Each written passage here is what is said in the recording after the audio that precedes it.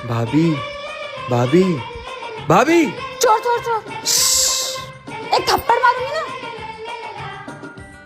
अरे क्या हुआ देवर जी? वो ना भाभी, मुझे बहुत भूख लगी थी, प्लीज कुछ बना दो ना खाने के लिए।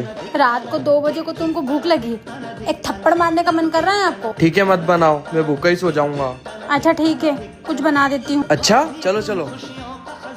क्या हुआ देवर जी, ऐसा सड़ा मुंह क्यों बना कर रखा है? कुछ नहीं भाभी, बस थोड़ी सी तबीयत खराब हो रही है। अच्छा, लाड साहब की तबीयत खराब हो रखी है, सही सही बता रहे हो या तू एक कान के नीचे? भाभी पायल ने मुझे फिर से ब्लॉक कर दिया। उसकी इतनी हिम्मत, मेरे देवर जी को ब्लॉक कर दिया। चुड़ैल कहेगी, नंबर दीजिए उसके जरा, मैं उससे बात करती हूँ। भाभी मैं पायल से मिलने जा रहा हूँ।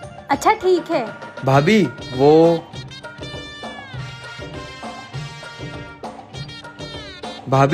वो ना, मैं क्या कह रहा था। पता है। थैंक यू भाभी।